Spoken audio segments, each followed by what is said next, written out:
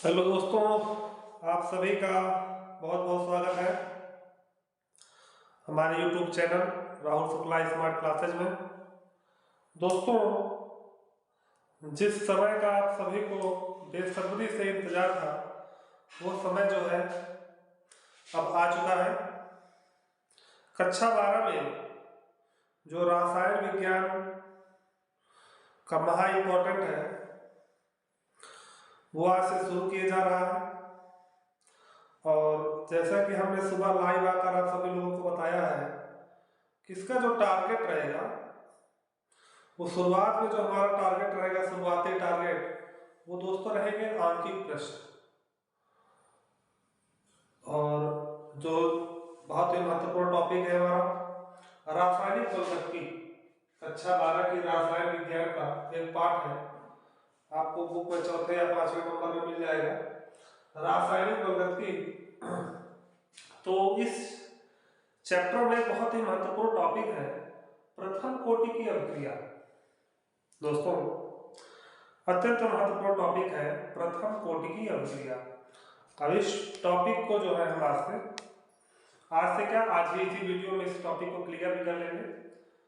तो प्रथम कोटि की अभिक्रिया पढ़ना है हमें, और इसके आगे जितना भी हो सकेगा इस वीडियो में पढ़ेंगे। प्रथम कोटि की अभिक्रिया से संबंधित जो भी चीजें होंगी, डेरिवेशन, प्रथम कोटि की अभिक्रिया के लिए समाकलित वेग समीकरण। तो चलिए आइए शुरू करते हैं समय बर्बाद न करते हुए। तो दोस्तों,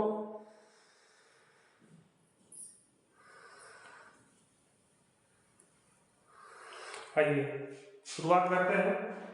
देखिए प्रथम कोटि की अभिक्रिया होती क्या है। तो दोस्तों, वह ऐसी अभिक्रिया जिसमें जो अभिक्रिया की दर है वो अभिकारक की सांद्रता के प्रथम घात के क्या होती है, समानुपाती होती है, उसे हम क्या कहते हैं, अभिक्रिया की कोटि। और आप इस बात को जानते ही हैं कि अभिक्रिया की कोटि क्या होती है, एक सैद्धांतिक मान होता है। तो चलिए दोस्तों, इसकी परिभाषा लिख लेते हैं, इसके बाद इसका जो अति महत्वपूर्ण है प्रथम कोटि की अभिक्रिया का समाकलित वेग समीकरण। तो हम आपको टॉपिक वाइज लिखवाते हुए चलेंगे। और ध्यान देना दोस्तों, ये बोर्ड एग्जाम जो महा इम्पोर्टेंट है, ये स्पेशल है किसके लिए, बोर्ड एग्जाम। बोर्ड एग्जाम 2023 अत्यंत महत्वपूर्ण टॉपिक लिए जा रहे हैं इसमें। और लगभग प्रतिदिन आपको 1 या 2 दिन में या रेगुलर भी आपको इसके वीडियोज मिल सकते हैं। चलिए शुरुआत करते हैं। वह अभिक्रिया जिसमें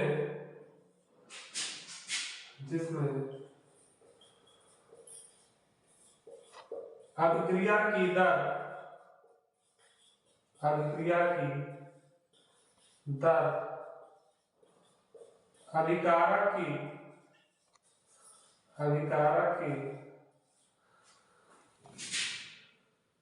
अभिकारक की सांद्रता के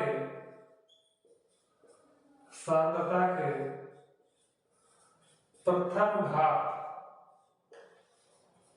घात के समानुपाती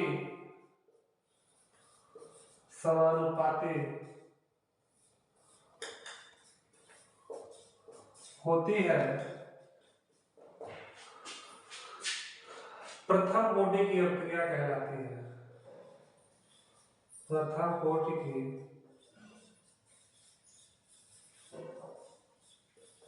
अभिक्रिया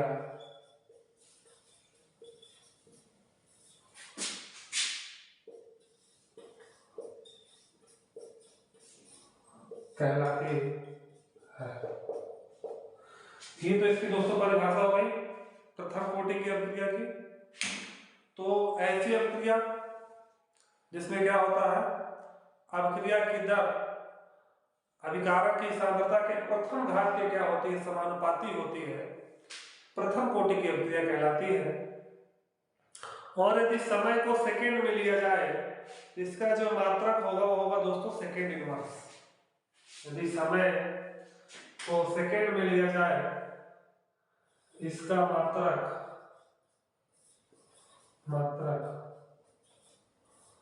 सेकंड इनवर्स होता है। जनरली दोस्तों समय को सेकंड में ही लिया जाता है इसलिए इसका मात्रक सेकंड इनवर्स होता है। यदि समय को मिनट में लेंगे तो मात्रक मिनट इनवर्स हो जाएगा, और यदि समय को घंटे में लेंगे तो मात्रक हमारा घंटा इनवर्स हो जाएगा। इस बात को ध्यान देना, समय का इनवर्स है और समय जो है इंटरनेशनल सिस्टम यानी कि एसआई सिस्टम में जो समय का मात्रक क्या है सेकंड है, इसलिए हम इसका मात्रक क्या मानते हैं सेकंड इनवर्स मानते हैं। अगर मिनट में रहेगा तो मिनट इनवर्स हो जाएगा, घंटा में रहेगा तो ये घंटा इनवर्स हो जाएगा। नोट कर लीजिए दोस्तों।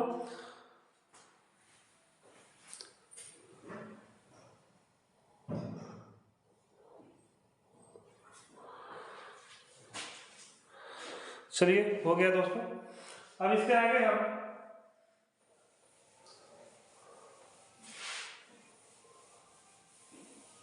प्रथम कोटि की अभिक्रिया का समाकलित वेग समीकरण क्या पढ़ेंगे दोस्तों? प्रथम कोटि की अभिक्रिया का समाकलित वेग समीकरण, जहां से आपको बोर्ड एग्जाम में क्वेश्चन मिलने की अत्यंत संभावना है। प्रथम कोटि की अभिक्रिया का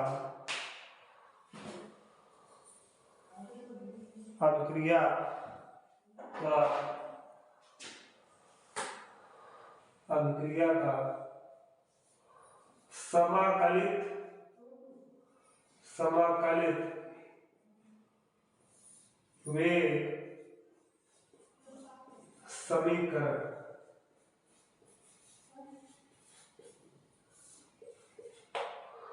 दोस्तों प्रथम कोटि की अभिक्रिया का क्या है समाकलित वेग समीकरण।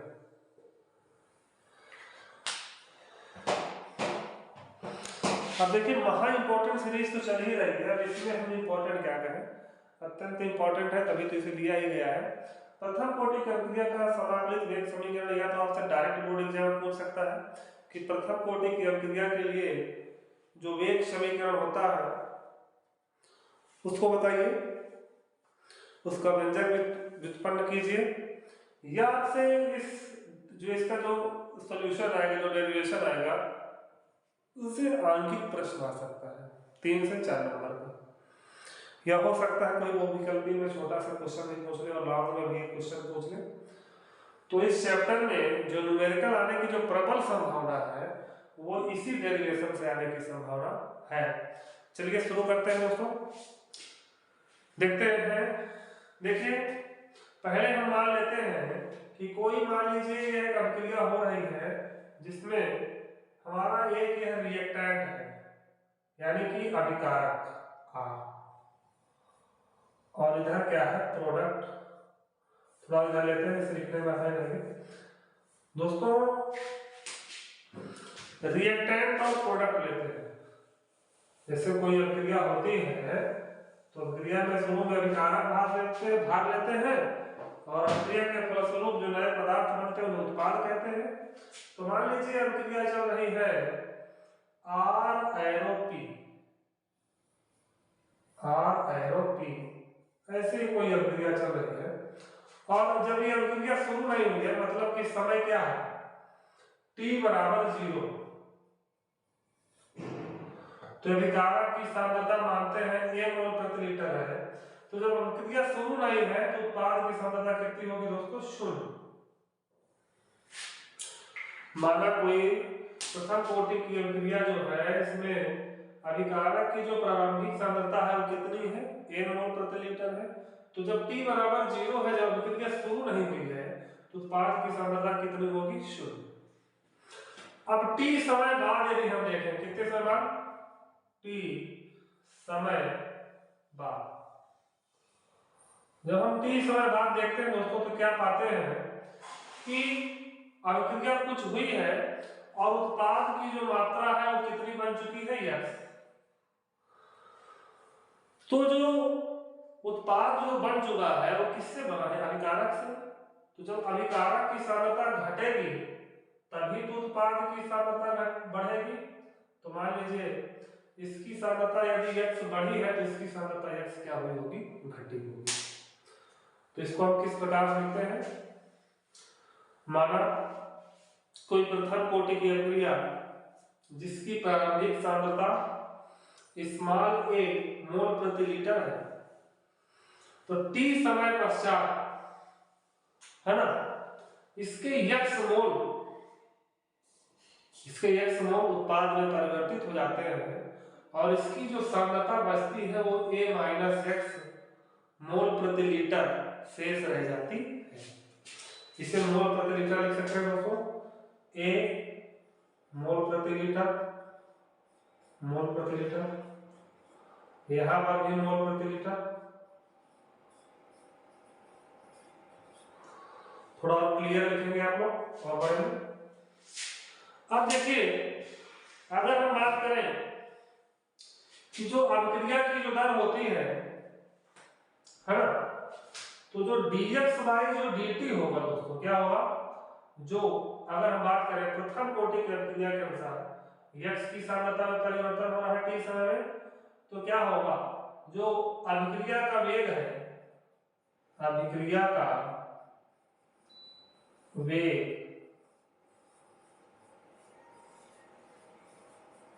यानी कि जो dx बटे dt है, x क्या है सांद्रता में परिवर्तन और t क्या है परिवर्तन में लगा समय, तो dx बटे जो dt है वो डायरेक्टली प्रोपोर्शनल टू होगा r की पावर 1 के। 1 यहां पर क्यों लिया गया दोस्तों, क्योंकि हमने अभी भी आपको परिभाषा बताई है कि प्रथम कोटि की अभिक्रिया का जो प्रथम कोटि की अभिक्रिया क्यों कहते हैं, क्योंकि इसका जो वेग होता है वो अभिकारक की सांद्रता के प्रथम घात के क्या होता है, समानुपाती। और यदि हम अभिक्रिया के वेग को dx by dt से रिप्रेजेंट करें तो dx by dt directly proportional होगा किसके, r की पावर 1 के। अब देखिए अगर ये अनुपात हटता है और सर ये जो अनुपाती संबंध है जब ये हटता है तो यहाँ पर एक नियतांक आता है जिसे बोलते हैं k। और यही क्या होता है दोस्तों, हमारा वेग स्थिरांक होता है। और यहाँ पर r की पावर कितनी है, 1 है। अब देखिए t समय बाद अभिकारक की सांद्रता कितनी है, a माइनस x है ना, कितनी है, या हम ये कहें अभी इस लाइन में हम इसे लिख सकते हैं r की पावर 1 ही लिख देते हैं, है ना। अब अगली लाइन में हम इसे क्या लिखेंगे दोस्तों, अगली लाइन में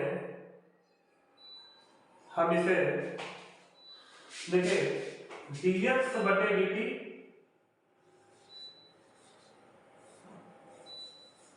dt बराबर के, और जो ये r है वो कितना है, a माइनस x, कितना है, a माइनस x की पावर 1, कितना है।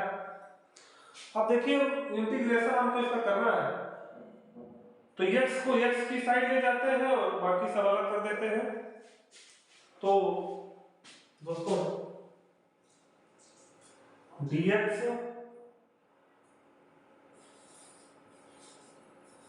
और बटे में क्या आ जाएगा, या हम यूं कहें इधर यदि ये गुणे में है, जब ये इधर आएगा तो क्या हो जाएगा, बटे में 1 अपान a माइनस x dx और इधर क्या हो जाएगा k dt। अब दोस्तों हमें इनका इंटीग्रेशन करना है तो हम इंटीग्रेशन कर देते हैं इनका ऐसे। तो जब हम इसका इंटीग्रेशन करते हैं तो इसकी जो वैल्यू आती है दोस्तों, वो इसका इंटीग्रेशन करने में हम इसे हल करते हैं, इसकी वैल्यू आती है माइनस लॉग बेस ई और क्या आ जाएगा a माइनस x। इसके बाद ये जो dt है जब इसका इंटीग्रेशन करेंगे तो कितना आ जाएगा t k इंटू टी।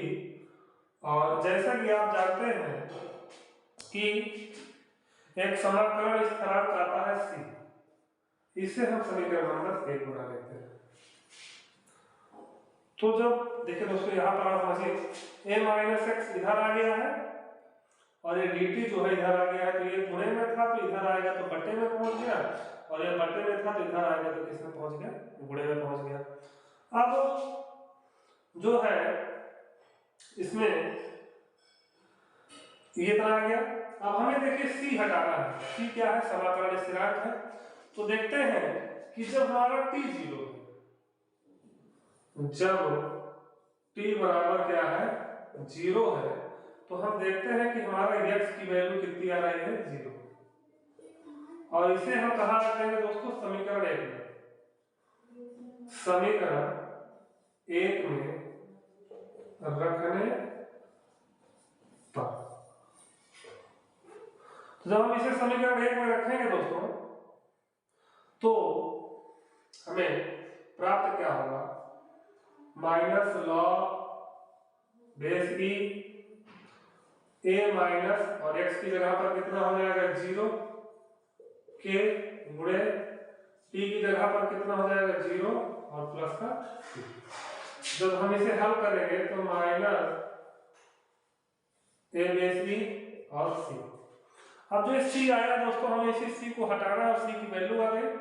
अब ये c का मान है, c का मान हमको कहाँ रखना है, समीकरण 1 में। समीकरण 1 में रखने पर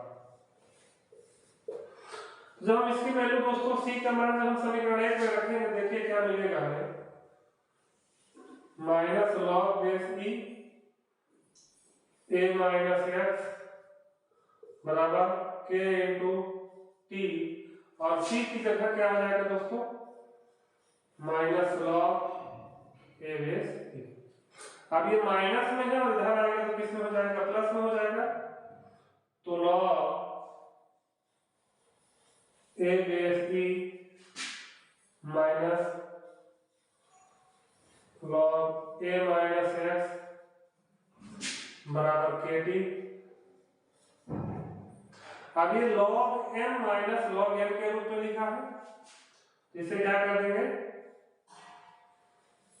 log m minus log m दोस्तों आप सूत्र जानते हैं, log m minus log n बराबर क्या होता है, लॉग m बटे। तो इसको इसी प्रकार से रखेंगे, लॉग बेस ई और a बटे a माइनस एक्स और बराबर में हमारा हो जाएगा k। अब दोस्तों लॉग बेस ई को लिख सकते हैं 2.303 लॉग बेस 10 तो लिख सकते हैं, और ये a बटे a माइनस एक्स अपनी जगह पर रहेगा। और दोस्तों इधर का जो t है उस t को हम इस साइड जब हम लाएंगे, इधर देखिए t गुणे में है, और जब इधर आएगा तो किसमें हो जाएगा, बटे में आ जाएगा, और बराबर क्या हो जाएगा k। तो यही जो दोस्तों हमारा ये संबंध आ रहा है, यही संबंध है प्रथम कोटि की अभिक्रिया का समाकलित वेग समीकरण। ये जो हमारा आंसर है। तो दोस्तों ये तो था हमारा प्रथम कोटि की अभिक्रिया का समाकलित वेग समीकरण, जिसे हम एक बार आपको और समझा देते हैं। देखिए माना कोई अभिकारक आ रहा है और इसके शुरुआती मोल कितने हैं, a मोल प्रति लीटर जो है उपस्थित है, t बराबर 0, मतलब जब अभिक्रिया शुरू नहीं हुई। और जब अभिक्रिया शुरू नहीं हुई है तो उत्पाद की मात्रा कितनी होगी, 0 होगी। और t समय बाद क्या होता है, जब अभिक्रिया शुरू हुई है तो अभिकारक के कितने मोल प्रति लीटर शेष रह जाते हैं, a माइनस एक्स मोल प्रति लीटर शेष रह जाते हैं। इसका मतलब अभिकारक के x मोल प्रति लीटर कहाँ पहुंच गए, उत्पाद पर पहुंच गए। और फिर हम कहते हैं कि अभिक्रिया का वेग क्या होता है dx बटे dt, क्योंकि ये प्रथम कोटि की अभिक्रिया है इसलिए dx बटे जो dt होगा वो डायरेक्टली प्रोपोर्शनल होगा r की पावर 1 के। तो r की पावर 1, तो जब ये समानुपाती चिन्ह हटेगा तो एक नियतांक आएगा जिसे k कहते हैं, और यही k क्या होता है, हमारा वेग स्थिरांक या विशिष्ट दर स्थिरांक होता है। अब ये r की पावर 1 है, तो r की जगह पर हम क्या रखेंगे, क्योंकि t समय बाद की सांद्रता परिवर्तन कर रहा है, तो t समय बाद की जो सांद्रता है दोस्तों कितनी है, a माइनस एक्स, तो हमने यहाँ a माइनस एक्स की पावर 1 रखा, और किसी की पावर यदि 1 होती है उसकी वैल्यू वही होती है। हम a माइनस एक्स को इस साइड लाए, x को x की तरफ ले गए, और जो बचा कुचा है उसको एक तरफ किए, k dt हो गया। अब हमने इसका इंटीग्रेशन किया, जो हमने इसका इंटीग्रेशन किया दोस्तों इसकी वैल्यू आ गई minus log base E a minus x, और बराबर में k, और dt का जब हमने इंटीग्रेशन किया तो आया t, और एक समाकलन स्थिरांक अलग से आ गया, क्या आ गया c। फिर जब हमने देखा, अब हमको देखिए इस समीकरण से हमको c हटाना है, क्योंकि a हम जानते हैं प्रारंभिक सांद्रता है, x क्या है, t समय बाद उत्पाद की सांद्रता है, k वेग स्थिरांक है, t समय है, लेकिन हमको c नहीं पता है, तो इस c को हमें हटाना है। तो इसके लिए हम एक पॉइंट ये देखते हैं कि जब t बराबर 0 है, जब t बराबर 0 है तो x की वैल्यू कितनी है दोस्तों, 0 है। तो जब t बराबर 0 तो x बराबर भी क्या है, 0 है, और इसका वैल्यू हमने कहाँ पे रखा, समीकरण 1। तो जहां x था वहां हमने 0 रखा, जहां t था वहां भी हमने क्या रख दिया, 0 रख दिया। तो हमें c की वैल्यू जो है आ गई। अब इस c की जो वैल्यू आई है, c की वैल्यू को हमने रख दिया समीकरण नंबर 1 में, तो क्या आया, माइनस ये इतना यहीं पर था, ये इतना वही है, और c की वैल्यू हमने परिवर्तित कर दी minus log a base e। अब इस माइनस में है जब, अब बराबर के साइड ले आए थे, किसमें आ गया, प्लस में, log a base e minus log base e a minus x बराबर kt। अब ये log a minus log m के रूप में लिखा हुआ है, इसे log m बटे m के रूप में लिख सकते हैं, तो बराबर क्या हो गया kt। अब इस log बेस e को 2.303 log बेस 10 के रूप में लिख सकते हैं, और एक जो t है इसको इधर बटे में ले आए और बराबर के। तो यही दोस्तों हमारा हो गया प्रथम कोटि की अभिक्रिया का समाकलित वेग समीकरण। दोस्तों महा इंपॉर्टेंट सीरीज का आज का लेक्चर शुरुआती लेक्चर है, पहला लेक्चर है, और जब आगे का जो लेक्चर आएगा उसमें जो प्रथम कोटि की अभिक्रिया और अर्धावकाल में हम संबंध कराएंगे, जिसमें क्वेश्चन पूछता है कि सिद्ध कीजिए कि प्रथम कोटि की अभिक्रिया का जो अर्धावकाल है वो अभिकारक के प्रारंभिक सांद्रण पर निर्भर नहीं करता, उस डेरिवेशन को करवाना है, क्योंकि प्रथम कोटि की अभिक्रिया और अर्धावकाल का संबंध है। उसके बाद प्रथम कोटि की अभिक्रिया से संबंधित महत्वपूर्ण क्वेश्चंस जो बोर्ड एग्जाम में आए हुए हैं उनकी भी प्रैक्टिस करेंगे, विभिन्न मॉडल पेपर के जरिए जो भी क्वेश्चन आए हैं उनको छाट कर हम रखेंगे और उन्हीं क्वेश्चंस की दोस्तों प्रैक्टिस करेंगे। तो ये जो रासायनिक प्रवृत्ति का जो इम्पोर्टेंट है, इसको हम 3 पार्ट का नाम दे रहे हैं, 3 पार्ट में इसे पढ़ाएंगे दोस्तों, और जिसका ये पार्ट नंबर 1 है, और पार्ट नंबर जो 2 आएगा दोस्तों, उस पार्ट नंबर 2 में हम आपको प्रथम कोटि की अभिक्रिया और अर्धावकाल में संबंध बताएंगे, और उस डेरिवेशन से सिद्ध होगा कि किसी भी प्रथम कोटि की अभिक्रिया का जो अर्धावकाल है वो अभिकारक के प्रारंभिक सांद्रण पर निर्भर नहीं करता है। तो उस टॉपिक को भी हमें पढ़ाना है, और उसके बाद कई थोड़ा रिलेशन टाइप में आता है, प्रथम कोटि के अभिक्रिया और अर्धावकाल के संबंध के जो न्यूमेरिकल है वो भी आते हैं, और इससे आगे प्रश्न 3 या 4 नंबर का इस टॉपिक से आता है। तो ये हमारा पार्ट नंबर 1 कितना है दोस्तों, पार्ट 1।